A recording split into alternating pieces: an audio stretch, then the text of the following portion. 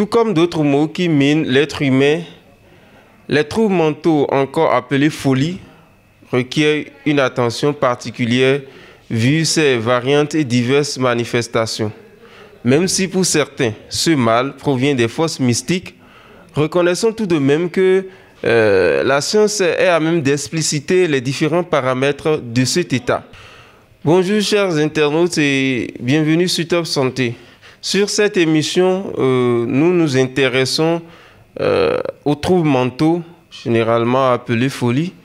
Et sur ce, je reçois pour vous le docteur Tognon Tcheyonsi Francis, psychiatre au CHD du Borgou. Bonjour docteur. Bonjour monsieur le journaliste. En tant que psychiatre, dites-nous ce qui peut être à la cause des troubles mentaux ou de la folie. Merci chers amis. Les troubles mentaux ont plusieurs origines, sinon plusieurs causes. Globalement, nous allons situer les causes en trois grandes catégories. Nous avons les causes avant la naissance, les causes pendant la gestation, et puis les causes à l'accouchement, et puis les causes après la naissance. Donc les causes avant la naissance, il faut commencer par la fécondation. Donc normalement, la fécondation doit se faire dans des conditions physiques et mentales normales. Je veux dire, il ne faudra pas que lorsque la femme est en période de fécondité, il ne faudra pas que son partenaire soit par exemple en état d'ivresse, ou bien lorsque la femme est en période d'ovulation et qu'il y a un conflit entre les deux conjoints, lorsque ce conflit, on dit que ce conflit va se régler, c'est réglé, puis au moment où on dit, bon, pour vraiment régler le conflit et mettre fin à ça, il faut que cela se solde par des rapports sexuels. Si au cours de ces rapports sexuels, la femme est en période d'ovulation et qu'il y a vraiment des rapports sexuels qui aboutissent à une grossesse, l'enfant qui va naître de cette grossesse peut avoir des troubles mentaux. Ce que je veux dire aussi, c'est que lorsque la fécondation se fait aussi en période d'ivresse, l'enfant qui va naître peut également présenter des troubles mentaux.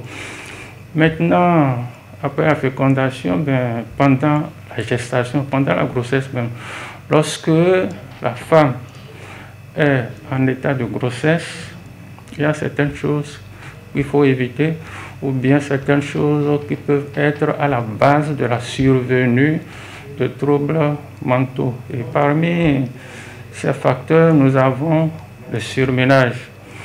Lorsque la femme est en état de grossesse, il faut qu'on évite d'avoir des conflits avec la femme. Parce qu'en ce moment, si la femme est souvent objet de bastonnade ou bien d'injures, le fœtus qui est dans le ventre de la femme ressent bien sûr ces difficultés psychiques de la femme, et lorsque cet enfant va naître, cet enfant peut présenter des troubles mentaux. Il faut éviter également que la femme subisse des traumatismes physiques.